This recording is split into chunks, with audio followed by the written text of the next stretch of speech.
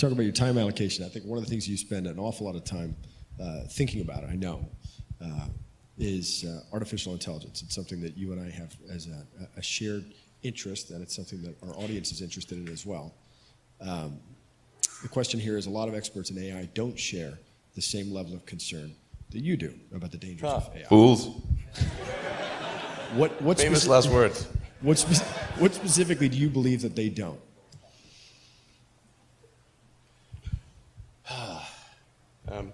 Well, the biggest issue I see with so-called AI experts is that they think they know more than they do. And they think they're smarter than they actually are. In general, we are all much smarter than we think we are, but much less smart, dumber than we think we are, by a lot. So this tends to plague smart people. They just can't. They define themselves by their intelligence, and they don't like the idea that a machine could be way smarter than them. So they discount the idea, which is fundamentally flawed. That's the wishful thinking situation. I'm really quite close to, I'm very close to the cutting edge in AI, and it scares the hell out of me.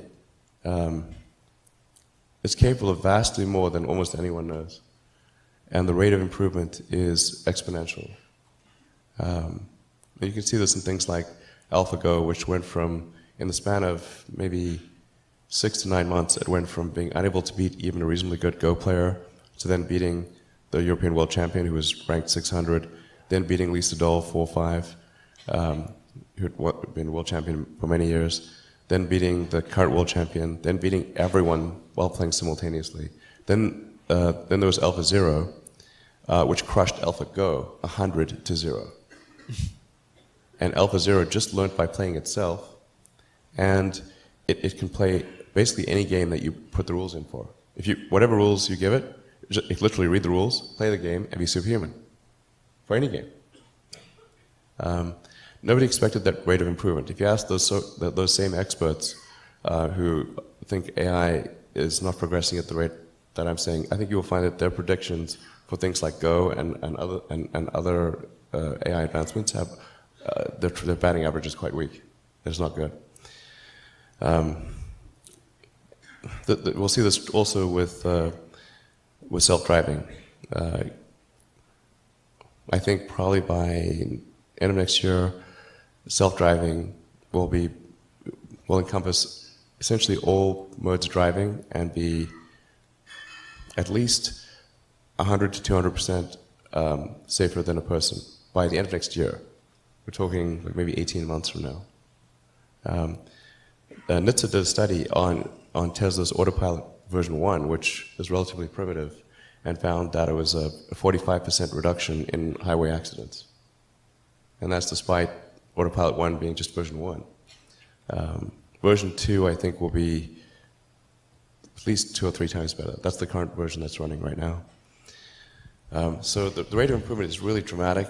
We have to figure out some way to ensure that the advent of digital superintelligence is one which is symbiotic with humanity.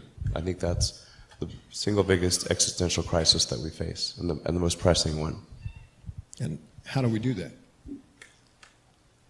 I mean, if we take it that it's inevitable at this point, that some version of AI is coming down the line, how do we steer through that? Well, I'm not normally an advocate of regulation and oversight.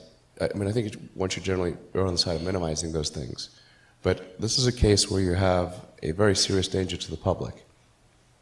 And so therefore, there needs to be a public body that has insight and then oversight to confirm that everyone is developing AI safely. This is extremely important. I think the danger of AI is much greater than the danger of nuclear warheads, by a lot. And nobody would suggest that we allow anyone to just build nuclear warheads if they want. That would be insane. And mark my words, AI is far more dangerous than nukes. Far. So why do we have no regulatory oversight? This is insane. Well, it's a question you've been asking for a long time. I think it's a question that's come to the forefront over the last year. where you begin to realize that it doesn't necessarily, I think if we've all been focused in on the idea of artificial superintelligence, right? Which is clearly a danger, but maybe, a little further out. What's happened over the last year is you've seen what I've been calling artificial stupidity. You're talking about, algorithmic manipulation of social media. Like we're in it now. It's starting to happen. How do we, what's the intervention at this point? I'm not really all that worried about the short-term stuff. Things that are, like narrow AI is not a species-level risk. It will result in dislocation, in lost jobs, and that sort of better weaponry and that kind of thing. But it is not a fundamental species-level risk, whereas digital superintelligence is. So it's really all about laying the groundwork to make sure that if humanity collectively decides that creating digital superintelligence is the right move, then we should do so very, very carefully. Very, very carefully. This is the most important thing that we could possibly do. Yeah. Building on that, other than AI and the other issues that you're tackling, transportation, energy production, aerospace, what issues should our next generation of leaders be focused on solving? What else is coming down the line?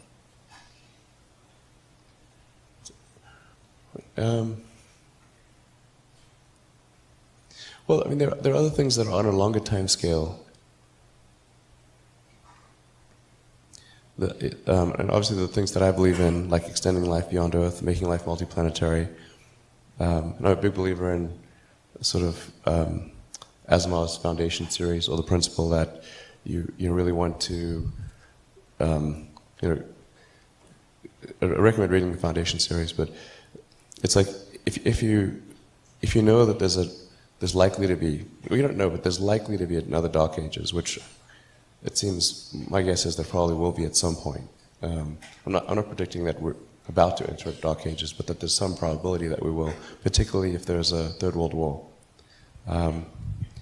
Then we want to make sure that there's enough of a seed of human civilization somewhere else to bring civilization back, and perhaps shorten the length of the Dark Ages. I think that's why it's important to get a self-sustaining base, ideally on Mars, because Mars is far enough away from Earth that a war on Earth, the Mars base might survive. It's more likely to survive than a moon base. But I think a moon base and a Mars base that could perhaps help regenerate life back here on Earth would be really important, and to get that done before a possible World War III. Last century we had 2 massive world wars, 3 if you count the Cold War. I think it's unlikely that we will never have another world war again. There probably will be at some point. Or if we have another one, it'll be the last. Yeah, it just could be radioactive rubble. So, again, I'm not predicting. It just seems like, well, if you say given enough time, will it be? Most likely, given enough time. This has been our pattern in the past. Like I really believe in the zeroth law of Asimov's zeroth law. You're going to take the set of actions most likely to support humanity into the future. But I think sustainable energy is also obviously really important. It's tautological. If it's not sustainable, it's unsustainable. Yeah, how close are we to solving that problem? Well, I think that the core technologies are there with wind, solar, with batteries. The fundamental problem is that there's an unpriced externality in the cost of CO2.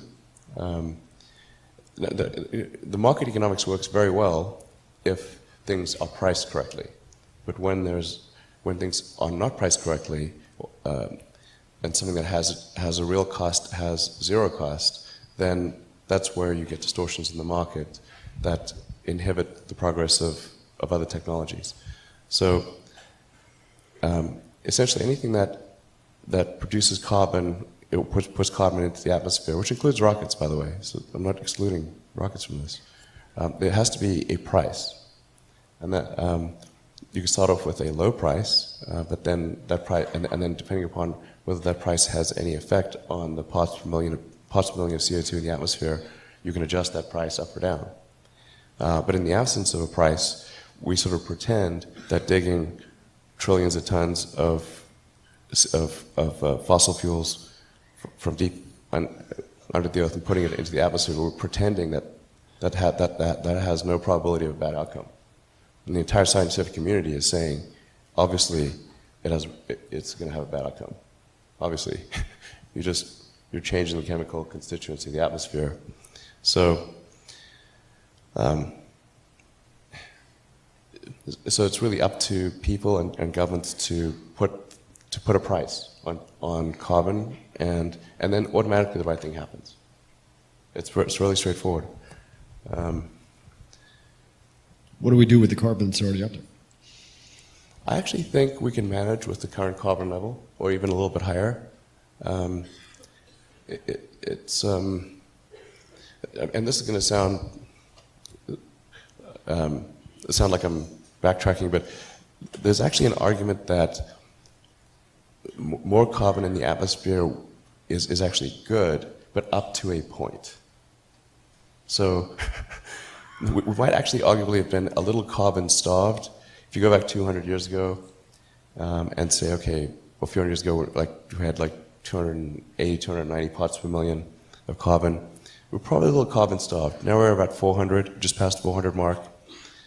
I think somewhere in the 400s, probably okay. We don't have to worry about sequestering carbon or anything like that. But now, if this momentum keeps going, and we start going up to 600, 800, 1,000, 1,500,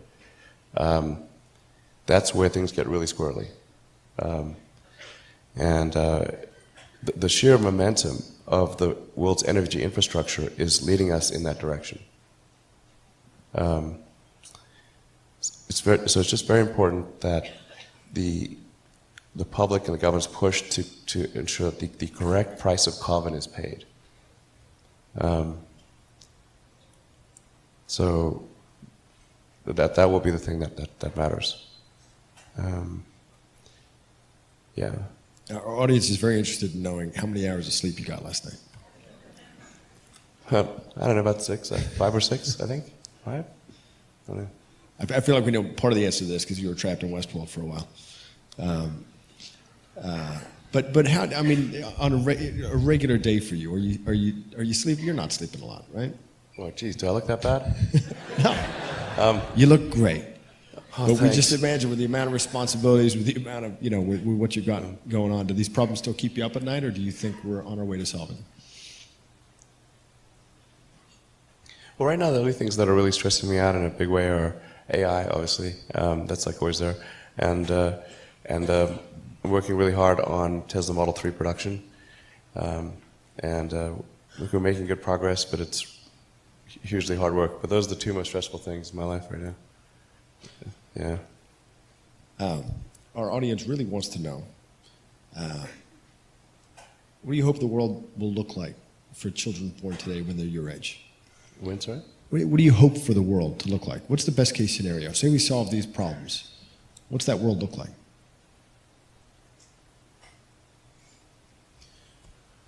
Let's see. So I think a good picture would look like, we really substantially transferred to sustainable generation and consumption of electricity, so that the CO2 risk and the ocean rising risk is mitigated. And we're not looking at having Florida and sort of large portions of the world underwater. That'd be great. Not to have addressed that risk. That'd be enormous. For us to have a base on the moon, base on Mars, be out there exploring the solar system, start building industry on essentially having human civilization go out there and have it be such that anyone can go the moon or Mars or out to the solar system if they want, making it really affordable. I do think it's important that there's competition, that there are multiple companies doing this, not just SpaceX. And that AI risk is that I guess there's sort of a benign AI, and that we're able to achieve a symbiosis with that AI. Ideally, the AI. There's somebody who I can't remember his name, but had a good suggestion for what the optimization of the AI should be. What's its utility function? You have to be careful about this because if you say maximize happiness, and the AI concludes that happiness is a function of dopamine and serotonin, so it captures all humans and jacks your brain with large amounts of dopamine and serotonin. Like, okay, it's not what we meant. It sounds pretty good, though. Oh, you'll love it. Well, I like the definition of like the AI should try to maximize the freedom of action of humanity. Maximize the freedom of action. Maximize freedom, essentially. I like that definition. But we do want a close coupling between collective human intelligence and digital intelligence. And Neuralink is trying to help in that regard by creating an interface between a high bandwidth interface between AI and human brain. We're already a cyborg in the sense that your phone and your computer are kind of an extension of you. Just low bandwidth input output. Exactly, it's just low bandwidth, particularly output. I mean, 2 thumbs basically. So how do we solve that problem? The bandwidth thing? The bandwidth issue. I mean, we've all succumbed to it now. We're all cyborgs. We're just low efficiency cyborgs. So how do we make it better? I think we've got to build an interface. Like we didn't evolve to have a communications jack, or some. So there's got to be essentially vast numbers of tiny electrodes that are able to read write from your brain. Of course, security is pretty important in this situation, to say the least. I was going to say, I'm not coming with. I'm keeping my brain air-gapped. Yeah. Well, I think a lot of people will choose to do that. But it's a bit like Ian Banks' neural lace. Mm-hmm. But in the case of neural lace, it's sort of that's there from when you're born, or it's more of a backup. Sorry? It's a backup. Yeah, kind of a backup. This would be there's a digital extension of you that is an AI, the AI extension of you, a tertiary layer of intelligence. So you've got your limbic system, your cortex, and the tertiary layer, which is the digital AI extension of you. And that high bandwidth connection is what achieves a tight symbiosis. I think that's the best outcome. I hope so. If anybody's got better ideas, I'd love to hear it. We're talking about another project that you're working on that our audience wants to know a little bit more about, Starlink. Oh. Can you tell us anything? Do you mean Skynet? Hopefully not Skynet. It's an internet in the sky.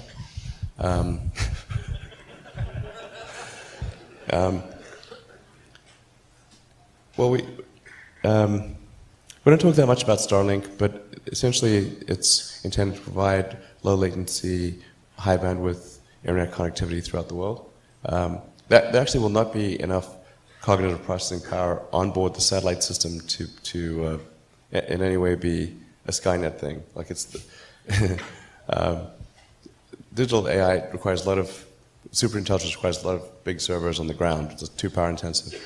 But this is intended to provide people with who don't have any internet connectivity with internet connectivity, and it's very good for sparse and sparsely populated and moderately sparsely populated areas, and for giving people in cities a choice of low-cost choice of internet access. But I do think it's going to be important. The Starlink system will be important in providing the funding necessary for SpaceX to develop interplanetary spacecraft. and at the same time, yeah, helping people who have either no or super expensive connectivity and giving people in urban areas more of a competitive choice. Very cool. I have to ask you because it's the number one question. Just going back to Mars, what kind of government do you envision for the first Martian colony? So I have to be And careful what's your title? Yeah, exactly. Emperor or God Emperor? I don't know. Might be too much. I don't know. If you have to watch my jokes here. Not everyone gets irony. You know, must remember. So I think I think most likely the form of government on Mars would be somewhat of a direct democracy, where you vote on issues, where people vote directly on issues, instead of going through representative government. When the United States was formed, representative government was the only thing that was logistically feasible, because there was no way for people to communicate instantly. A lot of people didn't even have really access to mailboxes, or there wasn't even really the post office was very, very primitive. A lot of people couldn't write. So you had to have some form of representative democracy, or things just wouldn't work at all. But I think on Mars, most likely it's going to be everyone votes on every issue, and that's how it goes. There are a few things I'd recommend, which is keep laws short. Long laws, it's like that's something suspicious is going on if there's a long law. If the size of the law exceeds the word count of Lord of the Rings, something's which it does, amazingly, then it's like something's wrong. So there should be a limit to the size of the law that you should be able to digest it. Like, how come you can read the Constitution and all of the amendments, like you can read those in maybe an hour? And we govern so much of our civilization by that, and yet modern law is this obtuse, super boring tome that's indecipherable to almost anyone. So I think direct democracy, laws that are comprehensible. I think having some kind of hysteresis on, like, it should be easier to remove a law than create one, because things just get to inertia. You have to have something that's going to overcome inertia. So probably, I don't know what the right number would be, maybe it's like 60-40. Maybe it requires 60% to get a law in place, but any number above 40% can remove a law. Otherwise, you just get laws just accumulate over time, and it's sort of like Gulliver, where you just get trapped by all these tiny strings and you can't move.